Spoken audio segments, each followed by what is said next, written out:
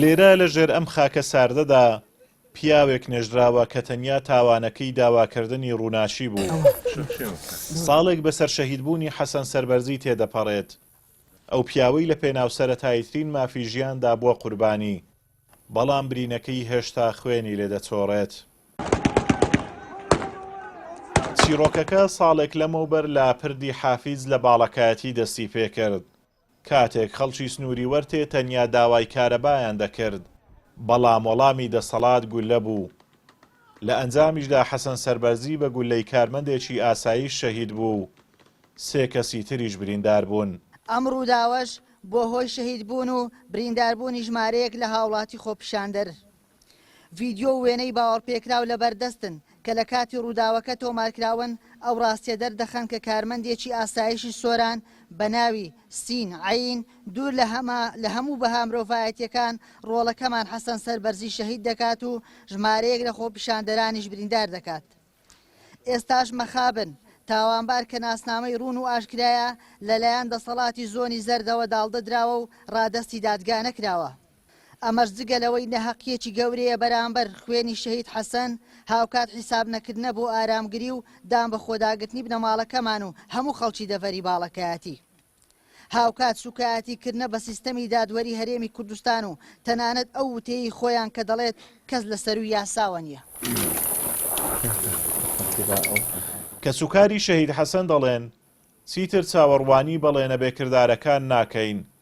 ئەوان هۆژداریەکی تون دەدەن و ڕای دەگەێنن کە بەهۆی پشتگوێخستنی کەیسەکەیان بڕیاریان داوە لە دادگا بکشێنەوە و ئێستا دەستیان بۆ هەر ڕێگەیەکی تۆڵەکردنەوە واڵایە. لە کۆتاییدا دووپاتی دەکەینەوە کە ئێمە وەکو بنەماڵەی شەهید حەسەن و بەراوێژ لەگەڵ ئەنجومەنی باڵای باڵەکایەتی هیچ متمانەیەکمان بە حکومەت نەماوە و چاوەڕوانی بڕیار و هەنگاوەکانی حکومەت ناکەین بۆ یەکلایکردنەوەی ئەو کەیسە بۆ ئەوەی لە دادگا بکوژ بە سزای خۆی بگەێنرێت.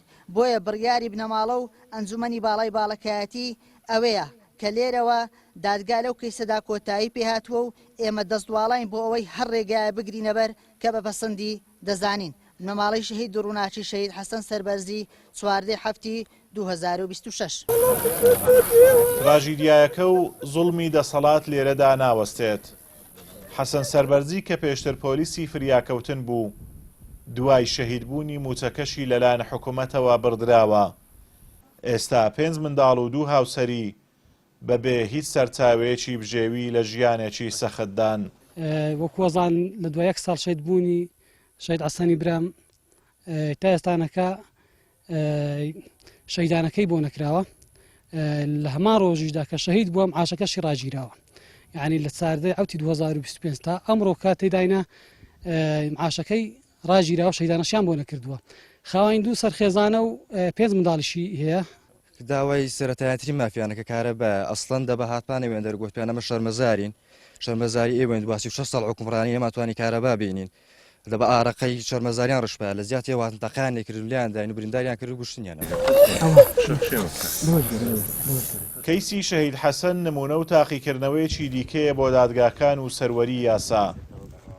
بەڵام ئەم کەیسە و دەیان کەیسی دیکەی پشتگوێخراوی شەهیدکردنی ڕۆژنامەنووس و چالاکان و خۆپیشاندەران بەڵگەی ڕوونی سەروەرنەبوونی یاسا و پێشێلکردنی مافەکانی مرۆڤن لەم هەرێمەدا. ئازادۆمەراوی کەناڵی ئاسمانی پەیام، دەڤەری باڵەکایەتی.